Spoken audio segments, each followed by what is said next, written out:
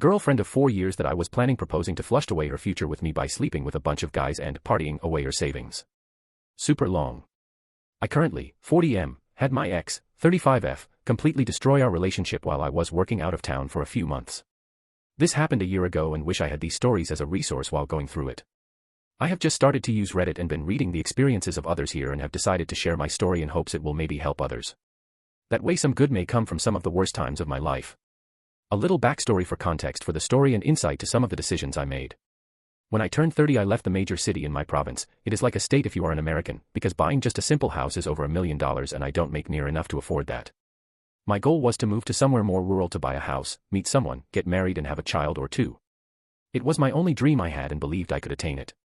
I lived out in the bush on my stepdad's property in a rundown trailer I bought so I could save money for the first 3 years.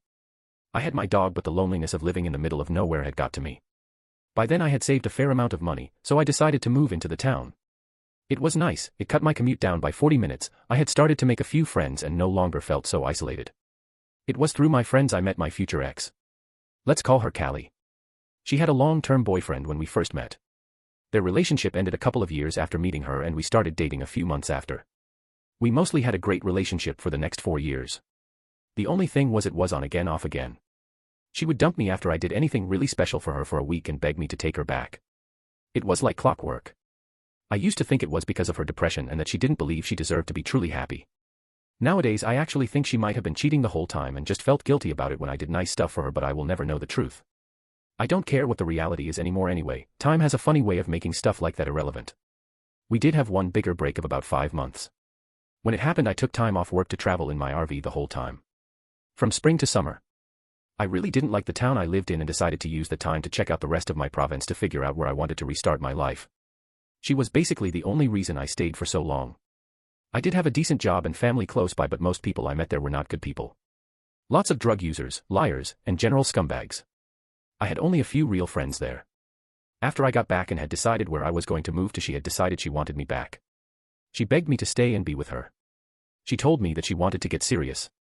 We started making real progress about getting married, having kids, and looking at buying a house. Everything was coming up Millhouse and I couldn't be happier.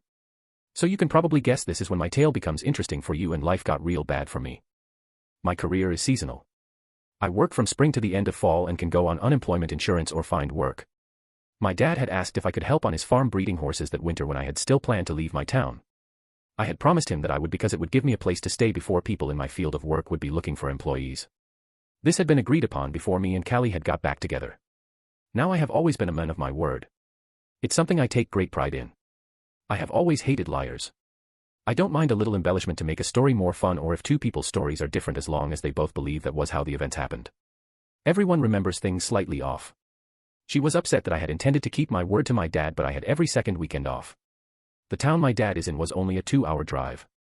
So I told her I would be back twice monthly for weekends and that it would only be for 4 months. For the first 2 months everything seemed fine. During this time I started to look at rings to pop the question and booked an expensive spa for 2 days in May to propose. There was only one weird thing that happened during the first 2 months. On one of my visits she confided in me that her brother's wife had cheated on him and that their newborn baby was most likely not his. I was shocked that she not only knew but didn't plan to tell him. She said she didn't want to tell him for fear of breaking up the family. I told her that he has the right to know and that she was being a bad sister by knowing and not telling him. I also informed her if he found out she knew and didn't say anything that he would most likely kick her out of his life. She made me swear I wouldn't tell him. Even though I thought it was wrong, I did agree to not say anything. It did get me wondering how she could not only not tell him but stay friends with someone that could do that to her brother. I think that's when I started to question her morals. The 3rd month she asked that I didn't come out because she was sick. I told her I didn't care, I could still come out and take care of her. She convinced me that she didn't want me to come, so I just worked on the farm instead. I switched weekends so I could come out the next instead of in 2 weekends. The weekend she was sick, her phone was off the whole time, lasting into the week. She told me her phone went through the washing machine. She was actually on a bender, but I didn't learn that till later. So I head out the following weekend. As soon as I arrive I start getting super sketchy vibes. I was already weirded out about the stuff with her brother and ghosting me for 4 days as we talked/texted multiple times a day normally. At first she acts great to me, cooks me steak and we go out to the bush to have a fire in the snow. At the fire she really started drinking heavily. She then mentions a guy she had been hanging with, let's call him Brad.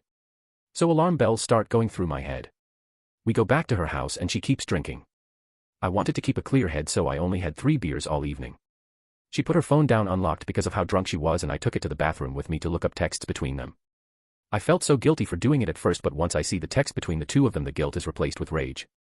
I go to her room to confront her and she breaks down.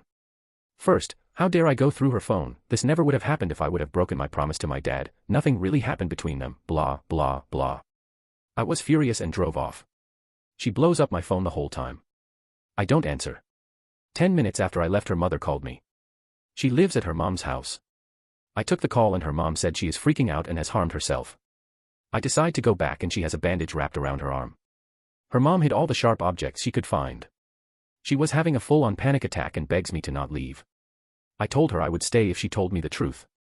She admits to hooking up with him one time, just that last weekend when she asked me not to come out. It kind of matches the messages and I believe her. I stay there till she falls asleep. Once she does, I send Brad a text saying that she has a boyfriend with some screenshots of our conversations me and her have had that week. I was about to drive back to the farm when the dude called her phone. I pick up the call and tell him I am her boyfriend. He asks if that was a joke and I assure him it is not. He said he didn't know and actually apologized. I tell him that I'm pissed, but if he didn't know I couldn't blame him. I should have asked him more questions, but I was tired, not thinking straight, and just wanted to go back to the farm even though it was 2 a.m. by this point.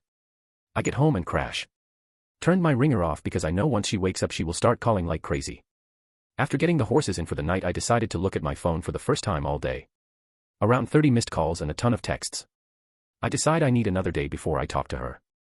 Now while the whole day all I can think about is that it was just one time, she seems to be genuinely remorseful about it, how I'm 39 and really want children before I get too old.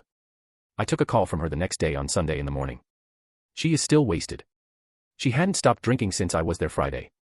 We talk and I tell her that I am really upset but am willing to give us another chance. I still was in love with her and wanted to have kids, get married, and buy a house with her. It was the dream I felt I worked so hard for. She was so happy I took her back and swore to me nothing like this would ever happen again. Basically, I was a fool, lol.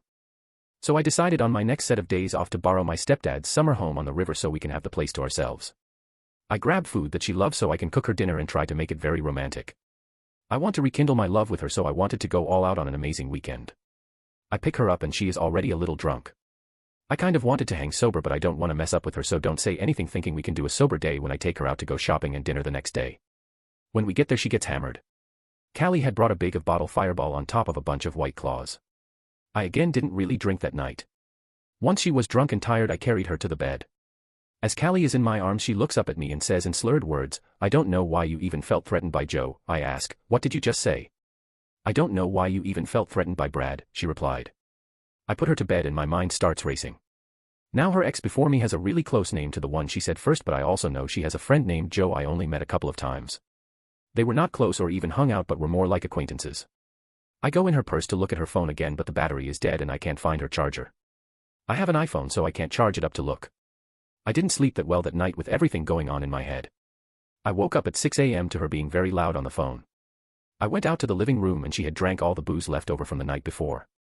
I ask her who she was on the phone with and she tells me an Uber to leave. I ask why is she going to leave. Callie tells me she is upset that I tried to get into her phone. Guess I didn't put it back in her purse. Must have been out of sorts and forgot. I tell her I can drive her once I go to the washroom and get some clothes on. I go to do that, come out of the washroom to see Callie has already left. She was so drunk that she had left half her stuff behind. I decided to have breakfast before bringing her stuff to her house. After breakfast I packed her stuff into my SUV and noticed it had snowed that night. I could see her footprints out into the driveway. While dropping off her stuff I noticed there were no footprints leading to her house, so I tried calling Callie. No answer. I left her stuff in the snow and decided to drive by her brother's and sister's house to see if there were footprints going into any of their houses, but there were none. I sent her a nasty text about knowing she didn't go home, to go be with Brad or Joe or whoever and never call me again. It was a lot more profane than that, but that's the gist of it. Cleaned up the house my stepdad lent me and back off to the farm yet again. The next day she blows up my phone and again I wait another day to talk to her.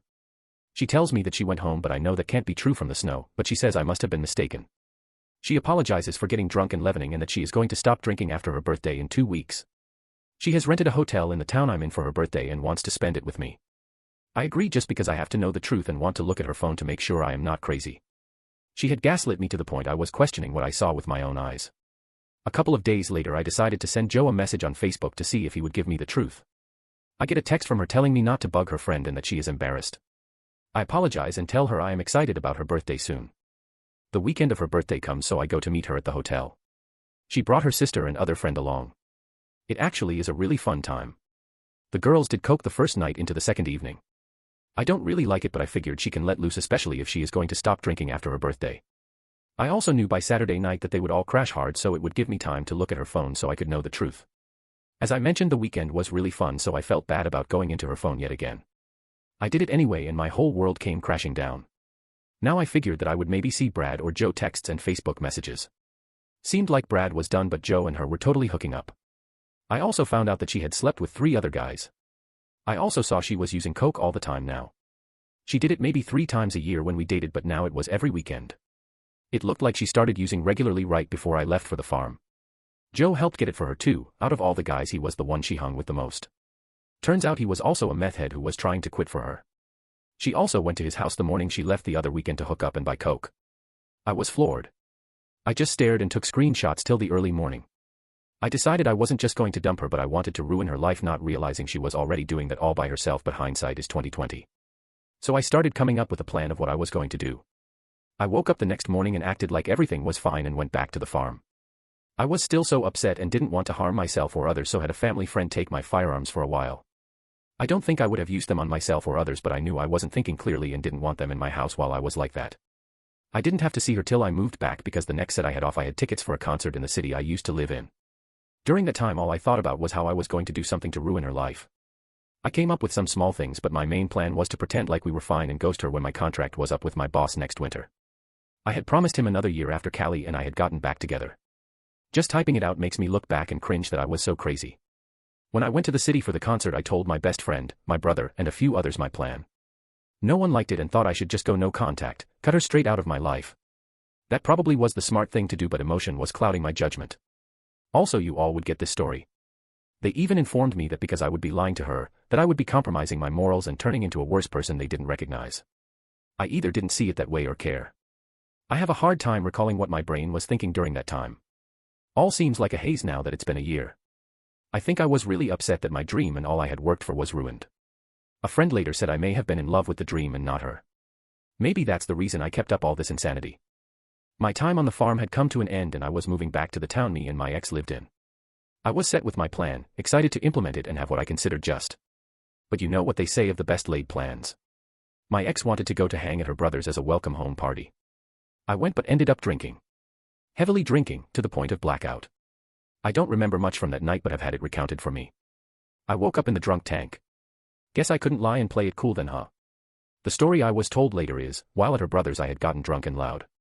Kept waking up the new baby and we were asked to leave. So we caught a cab and I confronted her in the cab, but all I could do was call her a lying, cheating, whore on repeat. She got upset and ran into the house, locking me out. I had a bunch of my stuff in her house, so I went to the door and demanded she let me in. All the while still only referring to her as the aforementioned 3 words. She told me to leave, but my jacket and wallet were inside. It was below freezing at night still and probably wouldn't have made it home in the state I was in. I then kicked in her door to keep calling her LCW and grabbed my stuff. She was on the phone to the police, so I was taken away by them. One of the lowest points in my life. It still brings me so much shame to this day, but it is what happened and I am not going to sugarcoat it. I never laid a finger on her and I am so happy that I hadn't. Laying hands on women in that way is one of the scummiest things a man can do. I had to go back to her house once they let me out because my stuff was still there. I apologized to her mom, who had been at her boyfriend's that evening promising to repair the door for her. Callie begged me to talk to her and like an idiot I didn't just leave. I told her I saw everything and she only admitted to Brad and Joe. Lying about them and the others the whole time. Even when I brought up the screenshots she still couldn't come clean. I left just shaking my head. There is still a ton to this story, but this is long enough. I could do a part 2 if there is interest.